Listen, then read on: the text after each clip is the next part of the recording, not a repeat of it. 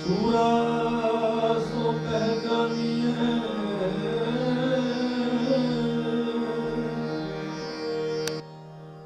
जो लरे दीन के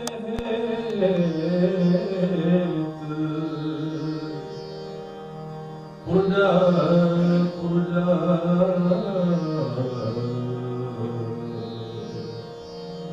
पुरजा पुरजा कट मरे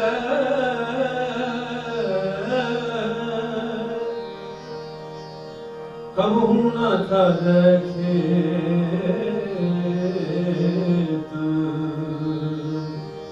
कबहू न छाजे खेत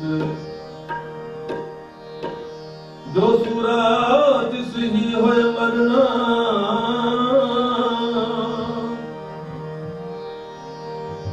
जो भागे तिस दोनी फिरना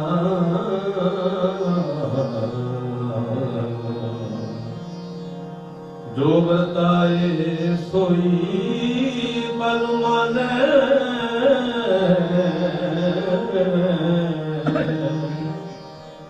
जो बरताए सोई फल माने बुझ हुक्म दुर्मत जलिए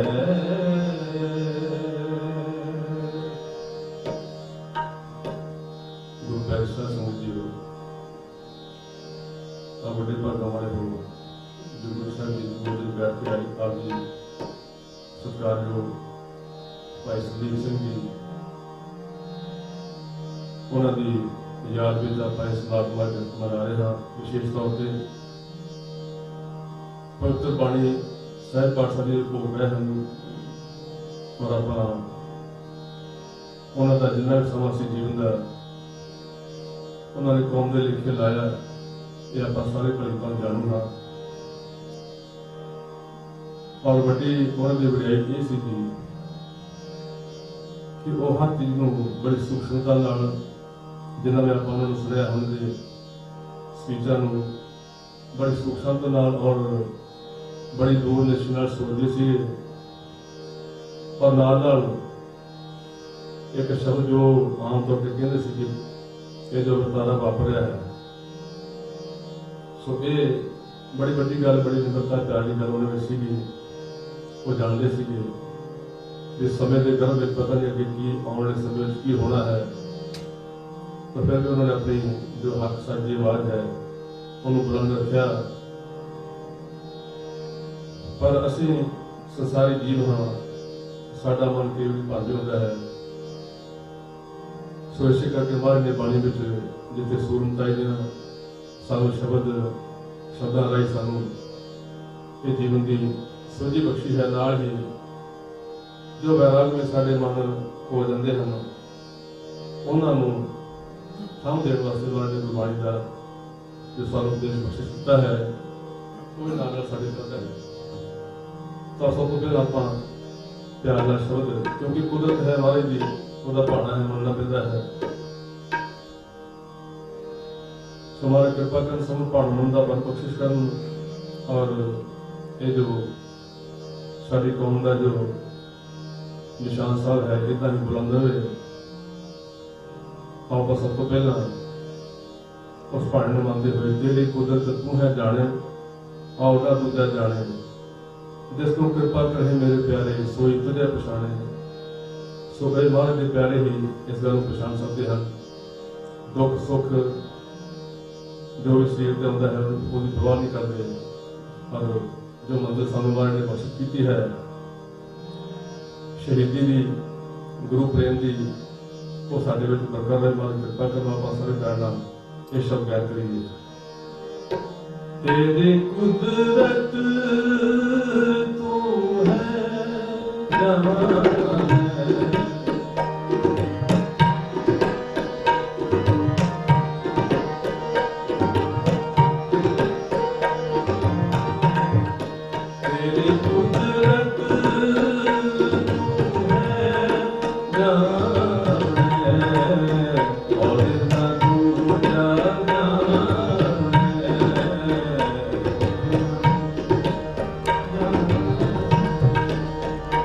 और न दूजा जान तेरी कुदरत तू है जान तेरी कुदरत तू है जान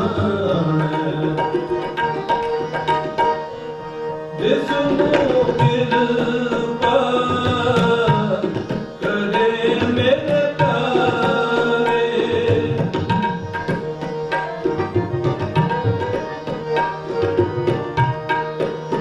जिस्म कृपा करे मेरे प्यारे सोई तुझे पहचान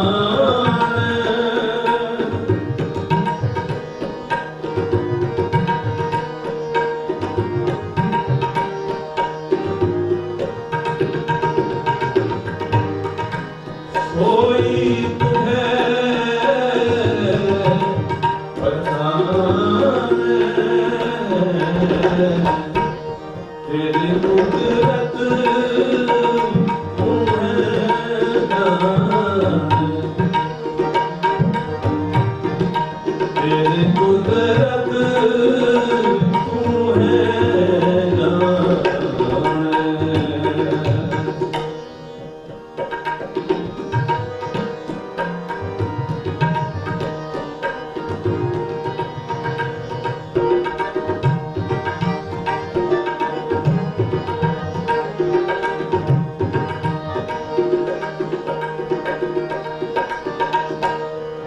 तेरिया भगता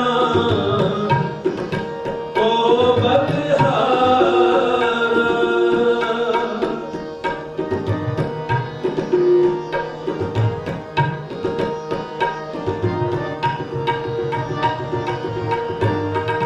तेरिया भगता ओ बलिहारा सुहावा सदा कब तेरा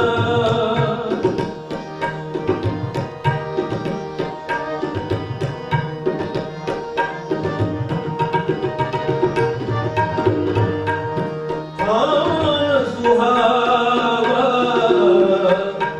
सदा कब तेरा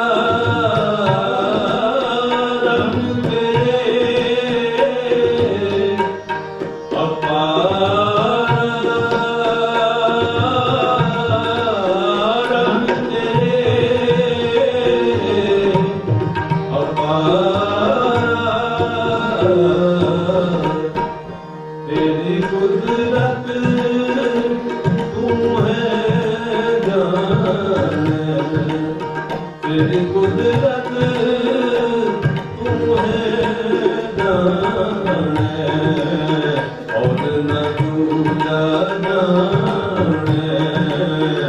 और न दूजा जान तेरी कुदरत तू है तेरी कुदरत तू है जान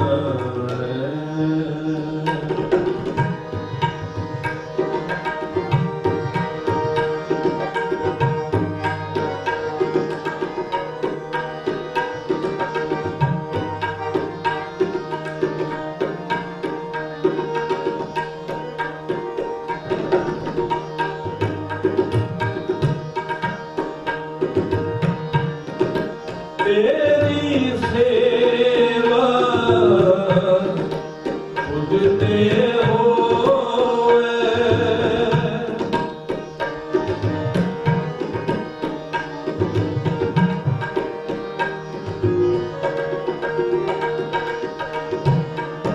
तेरी सेवा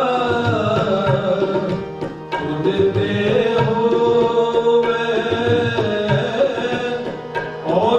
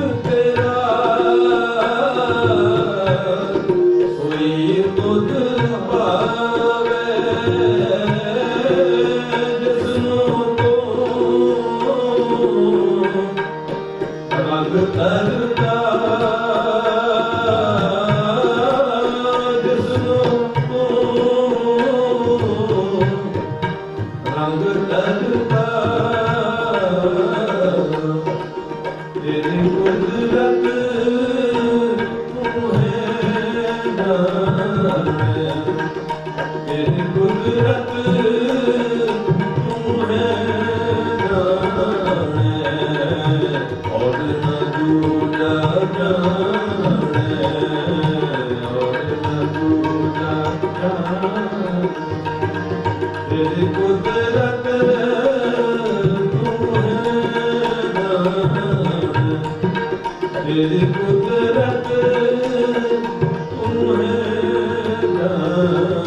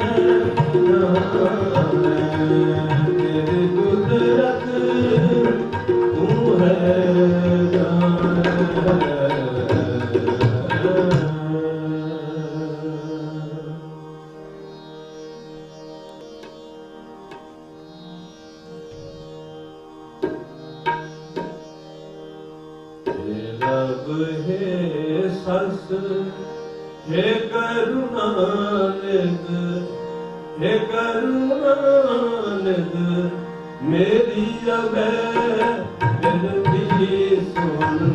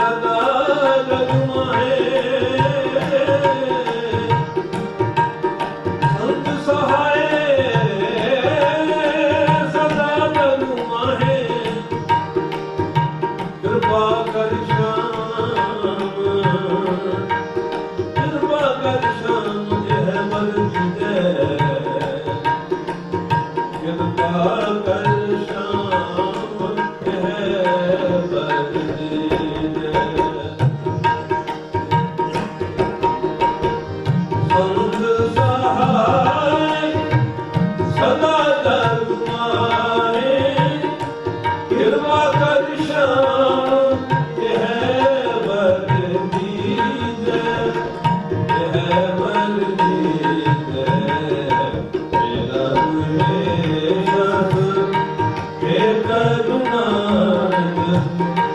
हे करुणा मेरी अभय विनती सुन लीजिए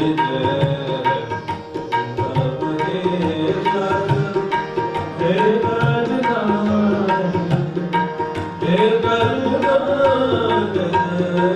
मेरी अभय विनती सुन लीजिए मेरी अभय विनती सुन लीजिए मेरी अभय विनती सुन लीजिए।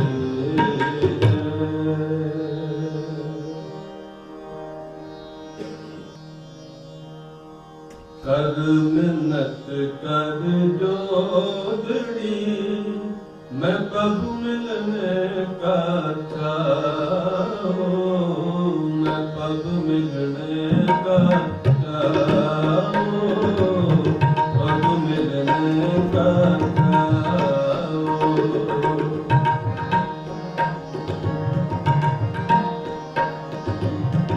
कर मिन्नत कर जोदड़ी मैं प्रभु मिलने का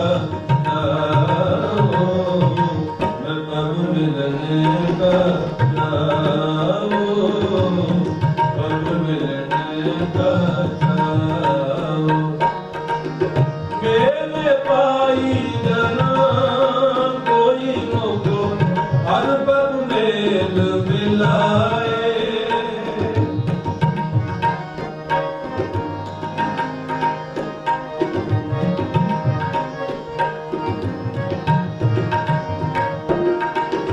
मेरे पाई जना कोई मोको हर पग मेल मिलाए औ सतगुर बिटो बारिया औ सतगुर बिटो बारिया इन हर पग दिया दिखाए मैं पग मिलने का चाहूं पग मिलने का चाहूं मैं पग मिलने का चाहूं पग मिलने का चाहूं।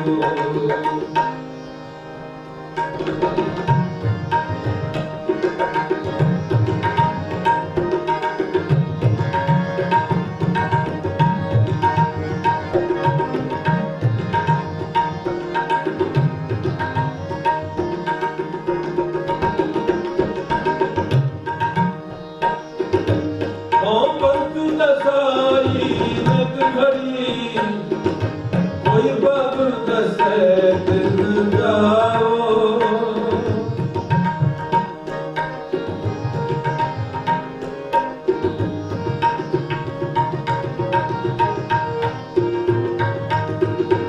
ओ पंथ दसाई नित खड़ी कोई बाबू दसे दिन जाओ जिन मेरा प्यारा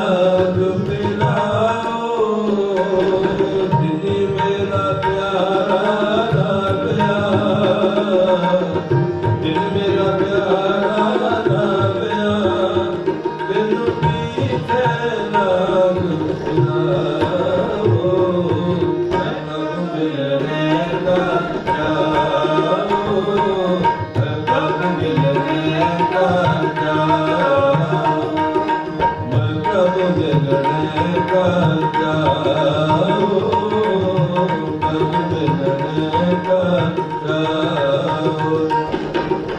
कर मेहनत कर जोगरी, मैं पग मिलने का जाओ, मैं पग मिलने का जाओ, मैं पग मिलने का जाओ, मैं पग मिलने का जाओ, मैं पग मिलने का जाओ।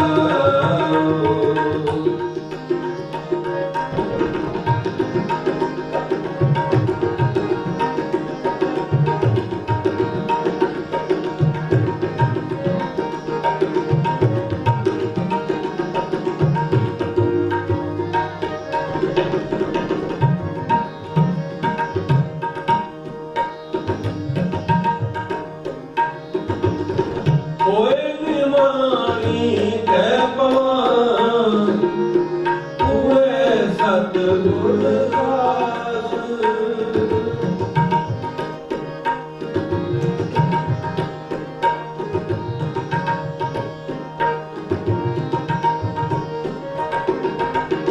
कोई बीमारी के पवन, हुए सतगुर दास।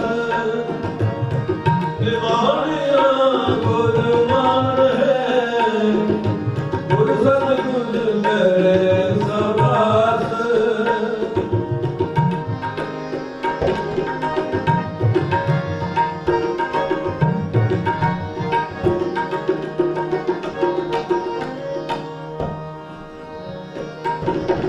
बीमारियां गुरमान है, गुर सतगुर करे सबास। औ गुर सलाहे न लहू, गुर सलाहे न लहू। औ गुर सलाहे न लहू, औ गुर सलाहे न लहू। मैं मेले हर पग पास, मैं पग मिलने का जाओ, मैं पग मिलने का जाओ, मैं पग मिलने का जाओ, मैं पग मिलने का जाओ। कर मेहनत कर जोगरी, मैं पग मिलने का जाओ, मैं पग मिलने का जाओ, मैं पग मिलने का जाओ।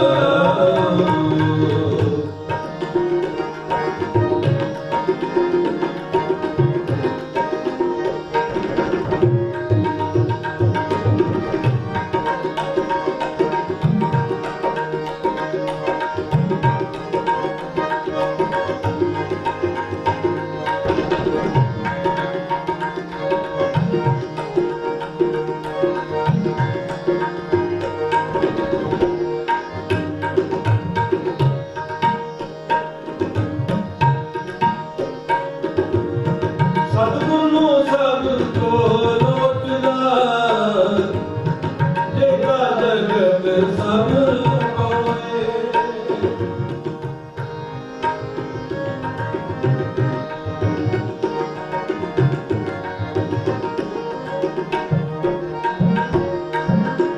ਸਤਿਗੁਰ ਨੂੰ ਸਭ ਕੋ ਲੋਚਦਾ,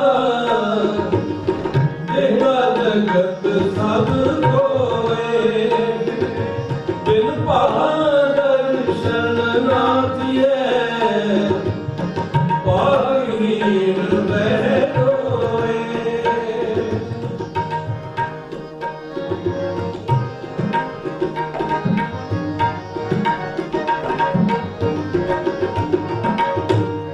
ਬਿਨ ਭਾਵ ਦਰਸ਼ਨ ਨਾ ਥੀਏ, ਭਾਗਹੀਣ ਬਹਿ ਰੋਏ। ਜੋ ਹਰ ਪਬ ਆਣਾ ਸੋਚਿਆ, ਜੋ ਹਰ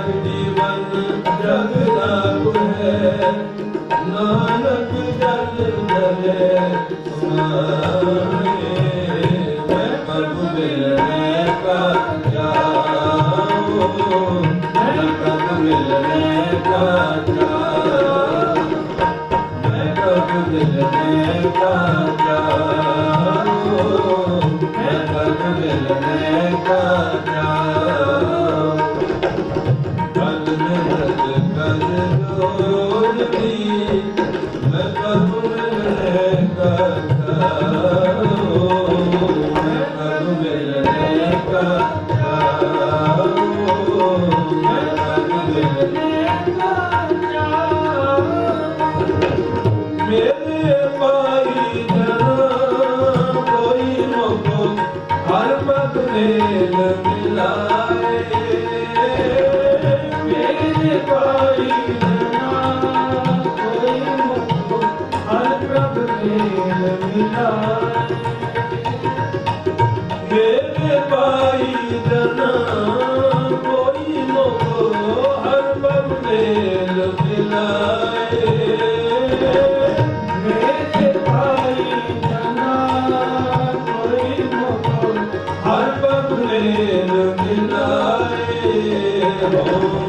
सतगुर बिनु मारिया ओ सतगुर बिनु मारिया जिन हर बल दिया दिखाए मैं पग मिलने का जाऊं मैं पग मिलने का जाऊं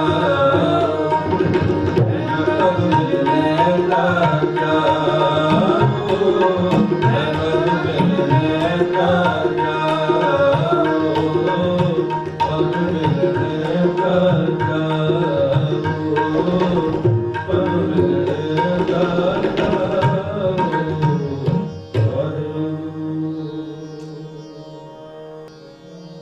डगमग छाड़ रे डगमग छाड़ रे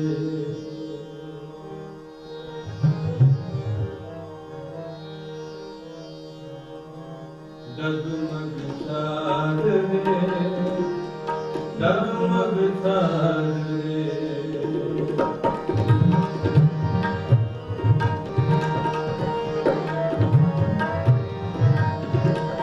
डगमग छाड़ रे मन मोरा डगमग छाड़ रे अब तो जले मरे सिद्ध पाइए इनो हाथ सकोरा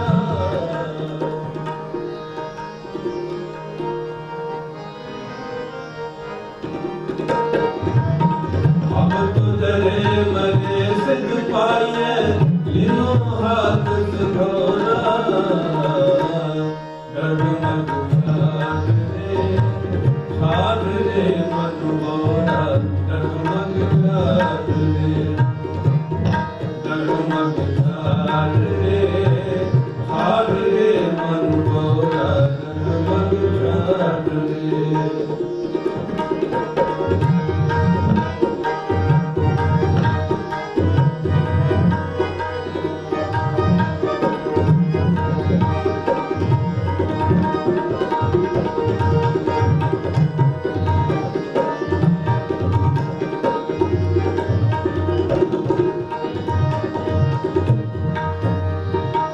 मन रे छाड़ो मरु भगत होए नारो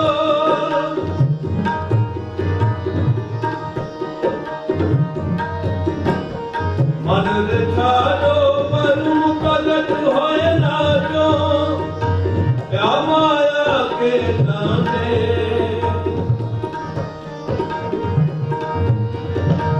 या माया के दाने सूर के सन्मुख के दर पे सूर के सन्मुख के दर पे सती के साथ भांडे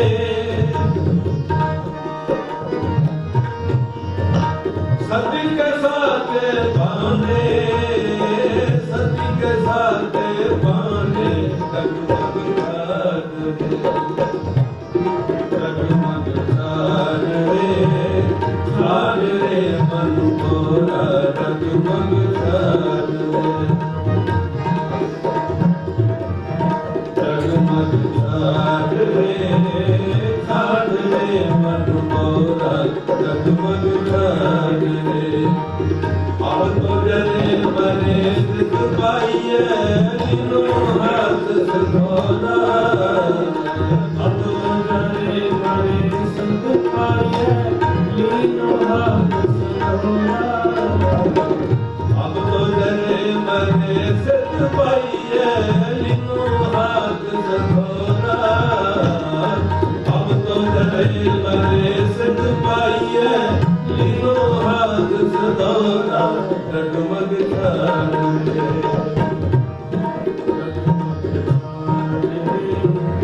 छाड़ रे मन मोरा डगमग छाड़ रे डगमग छाड़ रे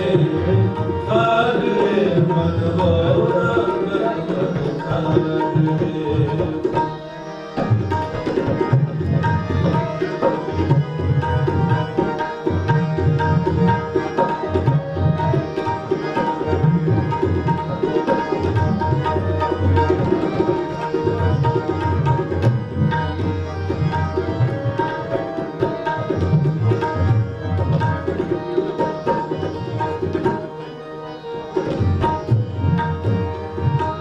काम क्रोध माया के लीने,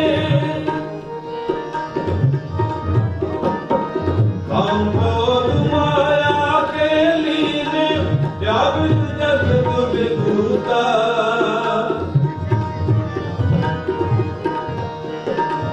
व्यापित जगत विभूता। कह कबीर राधा राम न छोड़ो, कह कबीर राधा राम न छोड़ो, कलयुग के ऊंचा,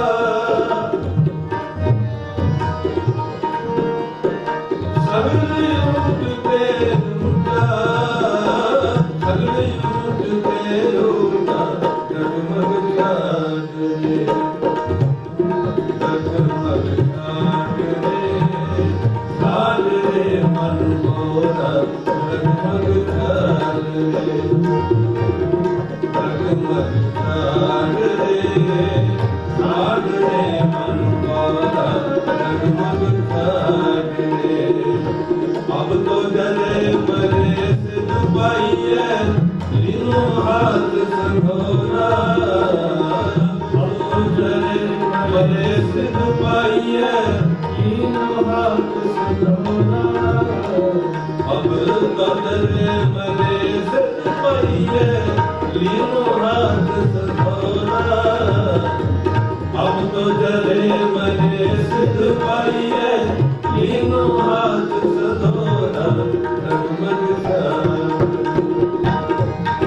जगमग जात रे, साज रे मन मोरा, जगमग जात रे, जगमग जात रे, साज रे मन मोरा, जगमग जात रे।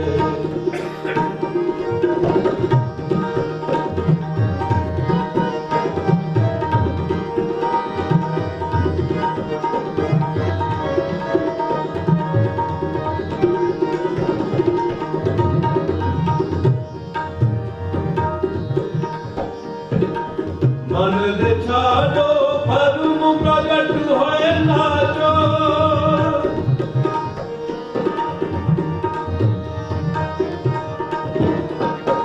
मन दे छाड़ो भरम प्रगट होए नाचो। या माया के दाने,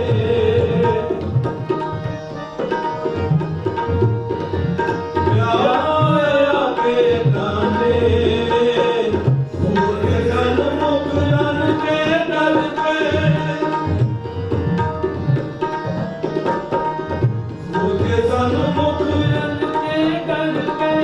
सती के साथे पांडे, सुरा सो पहचानिए, सुरा सो पहचानिए। जो लरे दीन के हेत, बुर्जा बुर्जा कटोरे, बुर्जा बुर्जा कटोरे, कबू न जाए खेत। गगन बाजलो, गगन बाजलो, अरे ओ निशान गाओ, खेत जो मारियो सुरमा, खेत जो मारे सुरमा, अब दूजन को दाओ। सूर के सन मुकरन के डर पे, सूर के सन मुकरन के डर पे, सती के साथे पांडे,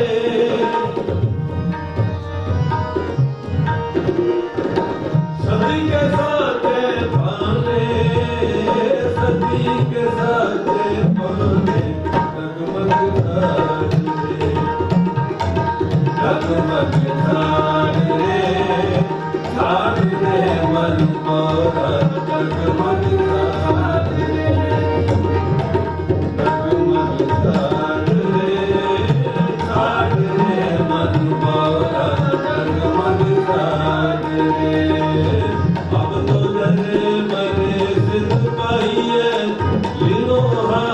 सधोरा करे मरे सिद्ध पाइए तीनों हाथ सधोरा अब तो जरे मरे सिद्ध पाइए तीनों हाथ सधोरा अब तो जरे मरे सिद्ध पाइए तीनों हाथ सधोरा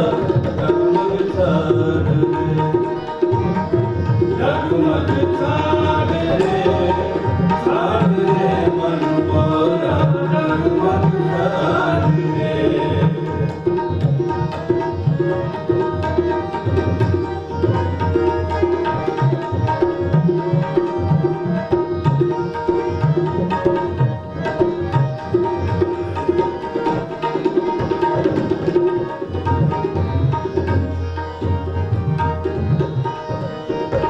काम क्रोध माया के लीने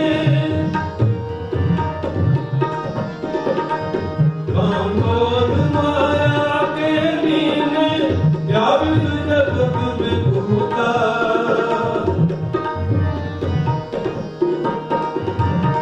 व्यापित जगत विभूता कह कबीर राम न छोड़ो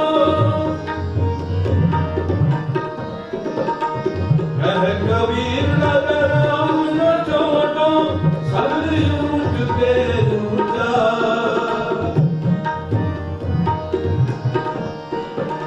सगल ऊंट पे ऊंचा सगल ऊंट पे ऊंचा जगमग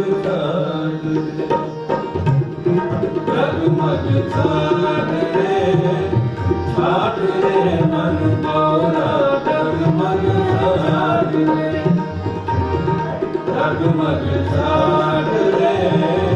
छाड़ रे मन बोरा जगमग छाड़ रे अब तो जरे मरे सिद्ध पाइए तीनों हाथ सधोरा अब तो जरे मरे सिद्ध पाइए तीनों हाथ सधोरा अब तो जरे मरे सिद्ध पाइए तीनों हाथ सधोरा अब तो जरे मरे सिद्ध पाइए तीनों हाथ सधोरा जगमग छाड़ रे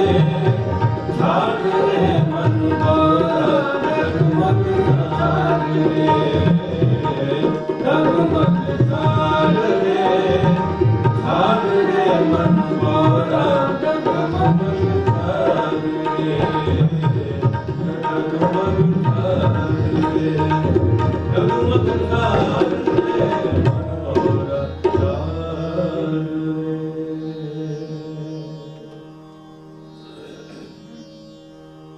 गुरुद्वारा शासन में यानी खाली पाठ करना कीर्तन करना गुरु के लाही मन पर करना देव पुराण समझना जी अपना सरकार में पैसे पाएंगे पास में निकाल में करेंगे पति प्रवान करो वाहिगुरु जी का खालसा वाहिगुरु जी की फतेह। वाहे गुरु साहिब जी सतनाम वाहे गुरु साहिब जी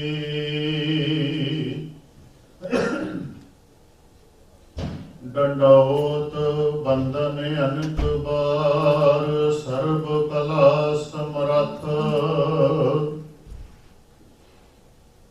डोलन ते राखो प्रभु नानक दे कर हथ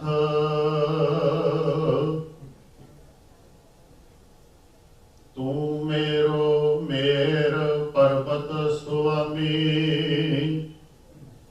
ओट गही मैं तेरी ना तुम बोलो हो ना हम गिरते रख लीनी हर मेरी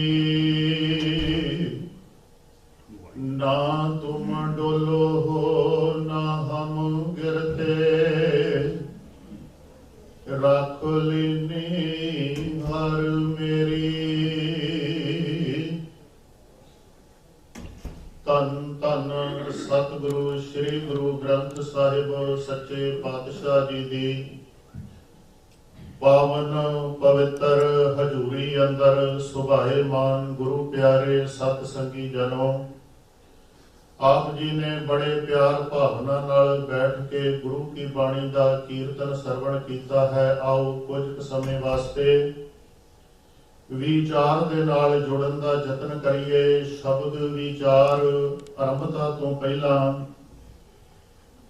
ਬੜੇ ਪਿਆਰ ਵਿੱਚ ਇਕਾਗਰਤਾ ਬਖਸ਼ਦੇ ਹੋਏ ਫਤਿਹ ਬੁਲਾਓ। ਗੱਜ ਕੇ ਆਖੋ ਜੀ ਵਾਹਿਗੁਰੂ ਜੀ ਕਾ ਖਾਲਸਾ ਵਾਹਿਗੁਰੂ ਜੀ ਕੀ ਫਤਿਹ।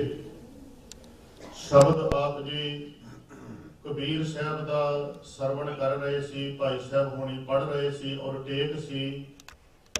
ਡਗਮਗ ਛਾੜ ਰੇ ਮਨ ਭੌਰਾ, ਅਬ ਤੋਂ ਜਰੇ ਮਰੇ ਸਿੱਧ ਪਾਈਆ ਲੀਨੋ ਹਾਥ ਸੰਧੌਰਾ।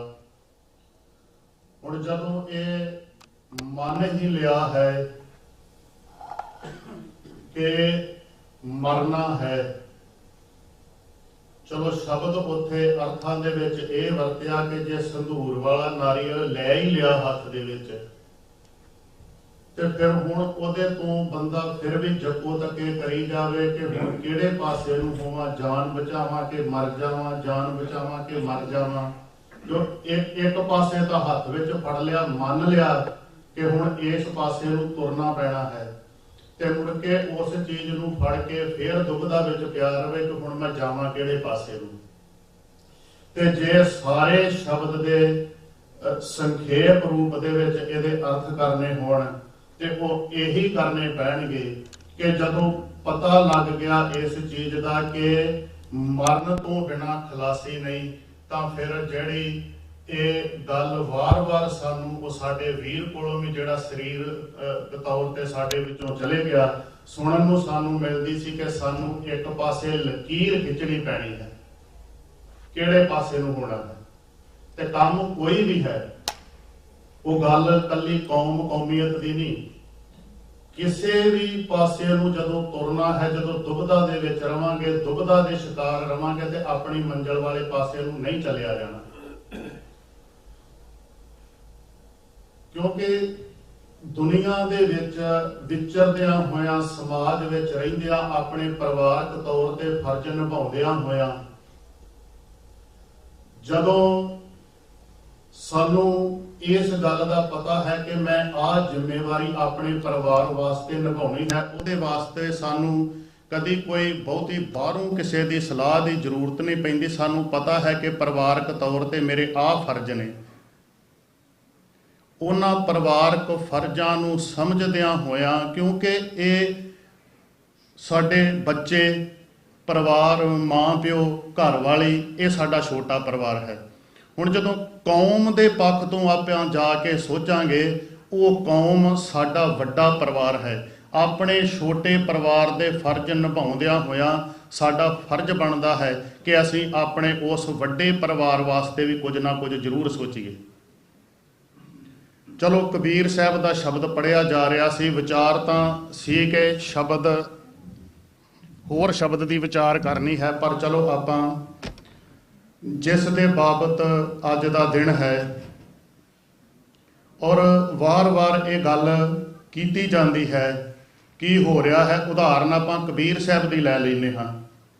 ਕਬੀਰ ਸਾਹਿਬ ਨੇ ਜਿੱਥੇ ਰੂਹਾਨੀਅਤ ਦੀ ਗੱਲ ਕੀਤੀ, ਪਰਮਾਤਮਾ ਦੀ ਬੰਦਗੀ ਦੀ ਗੱਲ ਕੀਤੀ, ਪਰਮਾਤਮਾ ਦੇ ਨਾਲ ਇਕਾਗਰਤਾ ਦੀ ਗੱਲ ਕੀਤੀ, ਉੱਥੇ ਨਾਲ ਜਿਸ ਜਗ੍ਹਾ ਤੇ ਉਹਨਾਂ ਨੇ ਜਨਮ ਲਿਆ ਹੈ, ਬਨਾਰਸ ਦੀ ਧਰਤੀ, ਜਿਸ ਧਰਤੀ ਦੇ ਉੱਤੇ ਉਹਨਾਂ ਲੋਕਾਂ ਦਾ ਗਲਬਾ ਹੈ, ਉਹ ਆਪਣੀ ਗੱਲ ਮਨਵਾਉਣੀ ਚਾਹੁੰਦੇ ਹਨ।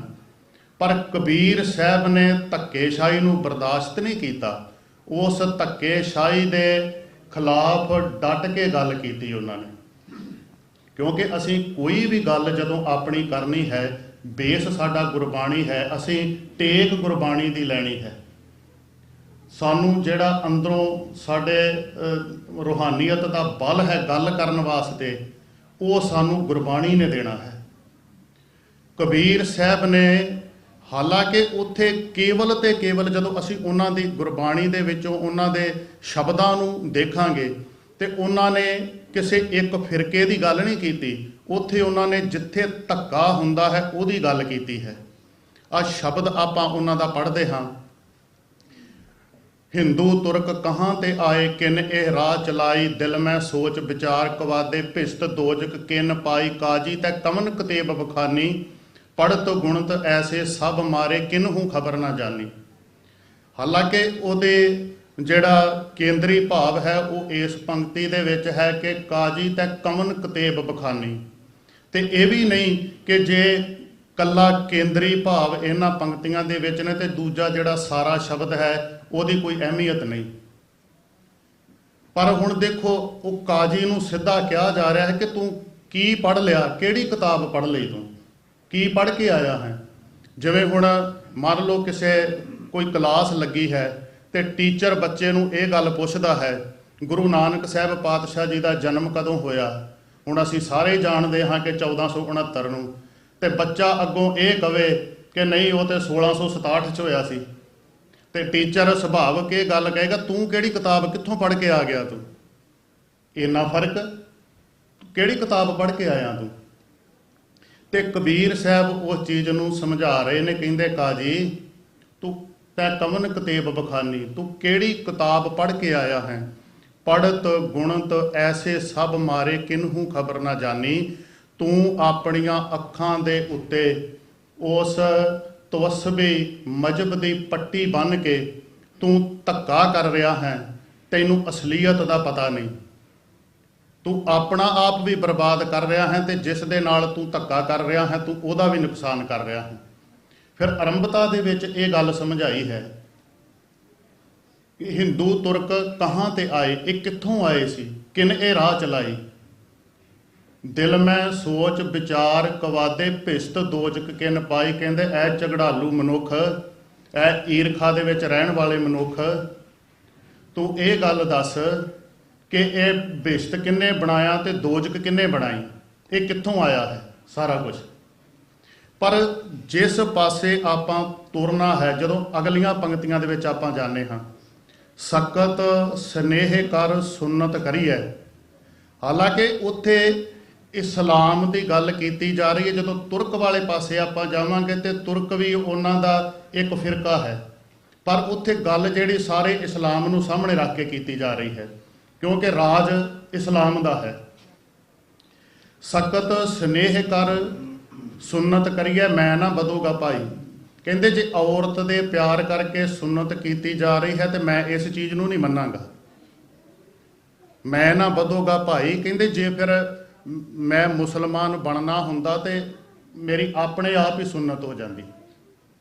ਜੌਰੇ ਖੁਦਾਏ ਮੋਹੇ ਤੁਰਕ ਕਰੇਗਾ, ਜੇ ਮੈਂ ਤੁਰਕ ਬਣਨਾ ਹੁੰਦਾ ਆਪਨ ਹੀ ਕੱਟ ਜਾਈ। ਫਿਰ ਅਗਲਾ ਸ਼ਬਦ ਵਰਤਿਆ, ਕਹਿੰਦੇ ਸੁਨਤ ਕੀਏ ਤੁਰਕ ਜੇ ਹੋਏਗਾ ਔਰਤ ਕਾ ਕਿਆ ਕਰੀਏ। ਜੇ ਸੁਨਤ ਕਰਨ ਦੇ ਨਾਲ ਤੁਰਕ ਬਣਦਾ ਹੁੰਦਾ ਤੇ ਤੁਸੀਂ ਦੱਸੋ ਫਿਰ ਔਰਤ ਦੀ ਤਾਂ ਸੁਨਤ ਕੀਤੀ ਨਹੀਂ ਜਾਂਦੀ। ਹਾਲੇ ਕੁਝ ਕੁ ਚੀਜ਼ਾਂ ਨੂੰ ਮੈਂ ਦੇਖਿਆ ਸੀਗਾ, ਪਰ ਉਹਦੇ ਵਿੱਚ ਕਿ ਕੁਝ ਕੁ ਇਸ ਤਰ੍ਹਾਂ ਦੇ ਉਹ ਸਰੋਤ ਮਿਲਦੇ ਨੇ ਜਿਹਦੇ ਵਿੱਚ ਉਹ ਕਹਿੰਦੇ ਕਿ ਔਰਤ ਦੀ ਵੀ ਸੁਨਤ ਕੀਤੀ ਜਾਂਦੀ ਹੈ। ਪਰ ਜੋ ਕਬੀਰ ਸਾਹਿਬ ਸਾਨੂੰ ਇੱਥੇ ਸਮਝਾ ਰਹੇ ਹਨ, ਕਹਿੰਦੇ ਜੇ ਕਿਤੇ ਸੁਨਤ ਕੀਤਿਆਂ ਹੋਇਆਂ ਹੀ ਤੁਰਕ ਬਣਦਾ ਹੁੰਦਾ ਤੇ ਫਿਰ ਔਰਤ ਦੀ ਸੁਨਤ ਕੀਤੀ ਨਹੀਂ ਜਾਂਦੀ ਤੇ ਉਸੇ ਕੁੱਖ ਦੇ ਵਿੱਚੋਂ ਫਿਰ ਜਿਹੜਾ ਬੱਚਾ ਪੈਦਾ ਹੋਣਾ ਹੈ ਉਹ ਅੱਧਾ ਸਰੀਰ ਤਾਂ ਰਹਿ ਗਿਆ ਹਿੰਦੂ ਦਾ, ਅੱਧਾ ਰਹਿ ਗਿਆ ਤੁਰਕ ਦਾ। ਫਿਰ ਫਾਇਦਾ ਕੀ, ਇਹਦੇ ਨਾਲੋਂ ਚੰਗਾ ਸੀ ਤੂੰ ਹਿੰਦੂ ਹੀ ਰਹਿ ਜਾਂਦਾ। ਅਰਧ ਸਰੀਰੀ ਨਾਰ ਨਾ ਛੋੜੈ ਤਾਂ ਤੇ ਹਿੰਦੂ ਹੀ ਰਹੀ ਹੈ। ਹੁਣ ਚਲੋ ਅਗਲੀ ਪੰਕਤੀ ਵੀ ਹੈ, ਛਾੜ ਕਤੇਬ ਰਾਮ ਭਜ ਬੌਰੇ ਜ਼ੁਲਮ ਕਰਤ ਹੈ ਭਾਰੀ, ਕਬੀਰੈ ਪਕੜੀ ਟੇਕ ਰਾਮ ਕੀ ਤੁਰਕ ਰਹਿ ਪਚਹਾਰੀ। ਹੁਣ ਇੱਥੇ ਉਸ ਧੱਕੇ ਦੀ ਕਬੀਰ ਸਾਹਿਬ ਨੇ ਗੱਲ ਕੀਤੀ ਹੈ, ਨਾ ਕਿ ਉਹ ਇਹ ਕਹਿ ਰਹੇ ਹਨ ਕਿ ਹਿੰਦੂ ਰਹਿ ਜਾਂਦਾ ਤੇ ਬੜਾ ਚੰਗਾ ਸੀ, ਕਿ ਹਿੰਦੂ ਰਹਿਣ ਦੇ ਨਾਲ ਤੂੰ ਆਪਣੀ ਮੰਜ਼ਿਲ ਤੇ ਪਹੁੰਚ ਸਕਦਾ ਸੀ ਜਾਂ ਧੱਕਾ ਨਹੀਂ ਕਰਦਾ। ਪਰ ਦੂਜੇ ਪਾਸੇ ਜਦੋਂ ਉਹਨਾਂ ਨੇ ਮਜ਼ਹਬ ਨੂੰ ਚੌਂ ਵਰਨਾਂ ਦੇ ਵਿੱਚ ਵੰਡ ਕੇ ਤੇ ਛੋਟੀਆਂ ਜਾਤੀਆਂ ਦੇ ਨਾਲ ਧੱਕਾ ਕੀਤਾ ਤੇ ਕਬੀਰ ਸਾਹਿਬ ਨੇ ਉੱਥੇ ਵੀ ਫਿਰ ਗੱਲ ਠੋਕ ਕੇ ਕਹੀ, ਧੱਕਾ ਨਹੀਂ ਬਰਦਾਸ਼ਤ। ਗਰਭਵਾਸ ਮੈਂ ਕੁਲ ਨਹੀਂ ਜਾਤੀ, ਬ੍ਰਹਮ ਬਿੰਦ ਤੇ ਸਭ ਉਤਪਾਤੀ। ਕਹਿੰਦੇ ਤੈਨੂੰ ਜਦੋਂ ਮਾਂ ਦੇ ਪੇਟ ਦੇ ਵਿੱਚ ਸੀ, ਤੂੰ ਪਲ ਰਿਹਾ ਸੀ, ਤੈਨੂੰ ਇਸ ਗੱਲ ਦਾ ਪਤਾ ਸੀ ਤੂੰ ਕਿਹੜੇ ਮਜ਼ਹਬ ਦੇ ਵਿੱਚ, ਕਿਹੜੀ ਕੁਲ ਦੇ ਵਿੱਚ ਪੈਦਾ ਹੋਣਾ ਹੈ? ਨਹੀਂ ਸੀ ਪਤਾ। ਬ੍ਰਹਮ ਬਿੰਦ ਤੇ ਸਭ ਉਤਪਾਤੀ, ਸਾਰੇ ਹੀ ਤਾਂ ਉਸ ਪਰਮਾਤਮਾ ਦੀ ਅੰਸ਼ ਹਨ। ਕਹੋ ਰੇ ਪੰਡਤ ਬਾਹਮਣ ਕਬ ਕੇ ਹੋਏ, ਬਾਹਮਣ ਕਹਿ ਕਹਿ ਜਨਮ ਮਤ ਖੋਏ। ਫਿਰ ਅਗਲਾ ਸ਼ਬਦ ਵਰਤਿਆ, ਜੋ ਤੋ ਬ੍ਰਾਹਮਣ ਬ੍ਰਾਹਮਣੀ ਜਾਇਆ, ਤੋ ਆਨ ਬਾਟ ਕਾਹੇ ਨਹੀਂ ਆਇਆ। ਜਿਵੇਂ ਦੁਨੀਆ ਦੇ ਦੂਜੇ ਮਨੁੱਖ ਇਸ ਸੰਸਾਰ ਤੇ ਆਉਂਦੇ ਹਨ, ਪੈਦਾ ਹੁੰਦੇ ਹਨ, ਉਸੇ ਵਿਧਾਨ ਦੇ ਨਾਲ ਤੂੰ ਇਸ ਸੰਸਾਰ ਤੇ ਆਇਆ, ਪੈਦਾ ਹੋਇਆ। ਜੇ ਤੂੰ ਏਡਾ ਹੀ ਉੱਚਾ ਸੀਗਾ ਤੇ ਤੇਰੇ ਸੰਸਾਰ ਤੇ ਆਉਣ ਦਾ ਕੋਈ ਤਰੀਕਾ ਹੋਰ ਕਿਉਂ ਨਾ ਹੋਇਆ। ਚਲੋ ਫਿਰ ਅਗਲੀਆਂ ਉਦਾਹਰਨਾਂ ਉਹਨਾਂ ਨੇ ਦਿੱਤੀਆਂ, ਜੋ ਉੱਚੀ ਕੁੱਲ ਵਾਲਾ ਸੀਗਾ, ਤੇ ਫਿਰ ਉਹੀ ਖੂਨ ਮੇਰੀਆਂ ਰਗਾਂ ਦੇ ਵਿੱਚ ਤੇ ਉਹੀ ਖੂਨ ਤੇਰੀਆਂ ਰਗਾਂ ਦੇ ਵਿੱਚ। ਜੇ ਤੂੰ ਉੱਚੀ ਕੁੱਲ ਵਾਲਾ ਸੀ ਤੇ ਫਿਰ ਤੇਰੀਆਂ ਰਗਾਂ ਦੇ ਵਿੱਚ ਦੁੱਧ ਕਿਉਂ ਨਾ। ਭਾਵ ਕਿ ਜਦੋਂ ਵੀ ਕਿਸੇ ਨੇ, ਭਾਵੇਂ ਜੇ ਤੁਰਕ ਦੇ ਰਾਜ ਵਿੱਚ ਧੱਕਾ ਹੈ ਤੇ ਕਬੀਰ ਸਾਹਿਬ ਤਾਂ ਵੀ ਬਰਦਾਸ਼ਤ ਨਹੀਂ ਕਰਦੇ, ਤੇ ਜੇ ਉਸ ਵੇਲੇ ਹਿੰਦੂਇਜ਼ਮ ਦੇ ਵਿੱਚ ਵਰਨ ਵੰਡ ਤੇ ਆ ਕੇ ਤੇ ਛੋਟੀ ਜਾਤ ਦੇ ਨਾਲ ਧੱਕਾ ਕੀਤਾ ਜਾ ਰਿਹਾ ਹੈ ਤੇ ਤਾਂ ਵੀ ਬਰਦਾਸ਼ਤ ਨਹੀਂ। ਤੇ ਜੇ ਭਗਤ ਰਵਿਦਾਸ ਜੀ ਦੀ ਗੱਲ ਆਪਾਂ ਕਰਦੇ ਹਾਂ ਤੇ ਉਹਨਾਂ ਨੇ ਵੀ, ਉਹਨਾਂ ਦੇ ਸ਼ਬਦ ਸਾਨੂੰ ਬੇਅੰਤ ਮਿਲਣਗੇ ਗੁਰਬਾਣੀ ਦੇ ਵਿੱਚੋਂ, ਜਿੱਥੇ ਉਹਨਾਂ ਨੇ ਉਸ ਧੱਕੇ ਨੂੰ ਬਰਦਾਸ਼ਤ ਨਹੀਂ ਕੀਤਾ। ਹੁਣ ਅਗਲੀ ਗੱਲ, ਗੁਰੂ ਨਾਨਕ ਸਾਹਿਬ ਪਾਤਸ਼ਾਹ ਨੇ ਜੇ ਬਾਬਰ ਚੜ੍ਹ ਕੇ ਆਉਂਦਾ ਹੈ ਤੇ ਬਾਬਰ ਨੂੰ ਇਹ ਗੱਲ ਵੰਗਾਰ ਕੇ ਕਹੀ ਹੈ, ਪਾਪ ਕੀ ਜੰਜ ਲੈ ਕਾਬਲੋਂ ਧਾਇਆ, ਜੋਰੀ ਮੰਗੈ ਦਾਨਵੇ ਲਾਲੋ। ਕਿਉਂ? ਕਿਉਂਕਿ ਬਾਬਰ ਧੱਕਾ ਕਰ ਰਿਹਾ ਹੈ ਆ ਕੇ, ਪਰ ਗੁਰੂ ਨਾਨਕ ਸਾਹਿਬ ਪਾਤਸ਼ਾਹ ਉਸ ਧੱਕੇ ਨੂੰ ਬਰਦਾਸ਼ਤ ਨਹੀਂ ਕਰਦੇ। ਮੈਂ ਸੰਖੇਪ ਦੇ ਵਿੱਚ ਅੱਗੇ ਚੱਲਾਂਗਾ। ਹੁਣ ਉਦੋਂ ਅੱਗੇ ਆਪਾਂ ਜਾਣਦੇ ਹਾਂ, ਗੁਰੂ ਅਰਜਨ ਸਾਹਿਬ ਪਾਤਸ਼ਾਹ ਦਾ ਸਮਾਂ ਆਉਂਦਾ ਹੈ, ਗੁਰੂ ਗ੍ਰੰਥ ਸਾਹਿਬ ਪਾਤਸ਼ਾਹ ਜੀ ਦੀ ਸੰਪਾਦਨਾ ਹੁੰਦੀ ਹੈ, ਤੇ ਗੁਰੂ ਅਰਜਨ ਸਾਹਿਬ ਪਾਤਸ਼ਾਹ ਜੀ ਨੂੰ ਤੱਤੀ ਤਵੀ ਦੇ ਉੱਤੇ ਬਿਠਾਇਆ ਜਾਂਦਾ ਹੈ। ਪਰ ਗੁਰੂ ਨਾਨਕ ਸਾਹਿਬ ਪਾਤਸ਼ਾਹ ਦੇ ਘਰ ਦੀ ਜਦੋਂ ਆਪਾਂ ਗੱਲ ਕਰਦੇ ਹਾਂ, ਗੁਰੂ ਅਰਜਨ ਸਾਹਿਬ ਪਾਤਸ਼ਾਹ ਜੀ ਨੂੰ ਤੱਤੀ ਤਵੀ ਤੇ ਬਿਠਾ ਕੇ ਤੇ ਸ਼ਬਦ ਇਹ ਵਰਤੇ ਜਾਂਦੇ ਹਨ, ਤੁਸੀਂ ਕਹਿੰਦੇ ਸੀ ਇਹ ਆਵਾਜ਼ ਕਦੇ ਬੰਦ ਨਹੀਂ ਹੋ ਸਕਦੀ, ਹੁਣ ਬੋਲਦੇ ਕਿਉਂ ਨਹੀਂ? ਤੇ ਮੈਨੂੰ ਉੱਥੇ ਇੱਕ ਅਦੀਬ ਦੇ ਬਚਨ ਬੜੇ ਵਧੇ ਉਹਨੇ ਕਹੇ। ਉਹ ਕਹਿਣ ਲੱਗਾ, ਗੁਰੂ ਅਰਜਨ ਸਾਹਿਬ ਪਾਤਸ਼ਾਹ ਨੇ ਇਹ ਸ਼ਬਦ ਕਹੇ ਕਿ ਮੇਰੀ ਸਦਾ ਕੋ ਦਬਾਨਾ ਤੋਂ ਮੁਮਕਿਨ ਹੈ, ਮਗਰ ਬਦਲਤੇ ਵਕਤ ਕੀ ਰਫਤਾਰ ਕੌਣ ਰੋਕੇਗਾ। ਫਸੀਲੋ ਆਤਸੋ ਆਨ ਬਹੁਤ ਬੁਲੰਦ ਸਹੀ, ਹਜਾਤ ਕੀ ਲਲਕਾਰ ਕੌਣ ਰੋਕੇਗਾ। ਮੇਰੇ ਖਿਆਲੋਂ ਕੀ ਪਰਵਾਜ ਰੋਕਣੇ ਵਾਲੋ, ਹਰ ਗੋਬਿੰਦ ਕੀ ਤਲਵਾਰ ਕੌਣ ਰੋਕੇਗਾ। ਇਹਦਾ ਮਤਲਬ ਜਦੋਂ ਵਿਚਾਰ ਦੇ ਨਾਲ ਕਿਸੇ ਨੂੰ ਨਹੀਂ ਸਮਝ ਪੈਂਦੀ, ਵਾਰ-ਵਾਰ ਸਮਝਾਉਣ ਦੇ ਨਾਲ ਗੁਰੂ ਨਾਨਕ ਸਾਹਿਬ ਦੇ ਘਰ ਦੇ ਵਿੱਚ ਪਹਿਲਾਂ ਵਿਚਾਰ ਦਿੱਤੀ ਗਈ, ਵਿਚਾਰ ਤੋਂ ਬਾਅਦ ਆਪਣੇ ਸਰੀਰ ਦੀ ਸ਼ਹਾਦਤ ਦਿੱਤੀ ਗਈ। ਚਲੋ ਸ਼ਬਦ ਕੁਰਬਾਨੀ ਵੀ ਵਰਤ ਦਿੱਤਾ ਜਾਂਦਾ ਹੈ, ਕੁਰਬਾਨੀ ਦਿੱਤੀ ਗਈ। ਉਦੋਂ ਬਾਅਦ ਵੀ ਜਦੋਂ ਧੱਕਾ ਨਹੀਂ ਹਟਦਾ ਤੇ ਫਿਰ ਗੁਰੂ ਹਰਗੋਬਿੰਦ ਸਾਹਿਬ ਪਾਤਸ਼ਾਹ ਜੀ ਨੇ ਦੋ ਤਲਵਾਰਾਂ ਪਹਿਨੀਆਂ, ਮੀਰੀ ਦੀ ਤੇ ਪੀਰੀ ਦੀ। ਪਰ ਮੈਂ ਉਸ ਸਮੇਂ ਦੇ ਵਿੱਚ, ਮੈਂ ਸੀਮਾ ਦੇ ਵਿੱਚ ਰਹਿਣਾ ਚਾਹੁੰਦਾ ਹਾਂ, ਕਿਉਂਕਿ ਤੁਸੀਂ ਦੇਖੋ ਜਿੱਥੇ ਧੱਕਾ ਹੁੰਦਾ ਹੈ, ਸਾਨੂੰ ਜੋ ਗੁਰਬਾਣੀ ਨੇ ਸਮਝਾਇਆ ਕਿ ਅਸੀਂ ਦੁਨੀਆ ਦੇ ਵਿੱਚ ਵਿਚਰਦੇ ਹਾਂ, ਪਰਿਵਾਰਾਂ ਦੇ ਵਿੱਚ ਵਿਚਰਦੇ ਹਾਂ, ਜਿੱਥੇ ਵੀ ਕਿਤੇ ਸਾਨੂੰ ਇਹ ਲੱਗੇ ਕਿ ਹਾਂ ਇਸ ਜਗ੍ਹਾ ਦੇ ਉੱਤੇ ਗਲਤ ਹੋ ਰਿਹਾ ਹੈ, ਧੱਕਾ ਕੀਤਾ ਜਾ ਰਿਹਾ ਹੈ, ਕਿਉਂਕਿ ਅਸੀਂ ਜਦੋਂ ਸਾਡੇ ਪਰਿਵਾਰ ਦੀ ਗੱਲ ਆਉਂਦੀ ਹੈ ਨਾ, ਉਦੋਂ ਸਾਨੂੰ ਮਹਿਸੂਸ ਹੁੰਦਾ ਹੈ ਕਿ ਮੇਰੇ ਨਾਲ ਧੱਕੇਸ਼ਾਹੀ ਹੋ ਰਹੀ ਹੈ। ਕਿਉਂ? ਮੈਂ ਉਦਾਹਰਨਾਂ ਉਹਦੀਆਂ ਦੇਵਾਂਗਾ ਜ਼ਰੂਰ।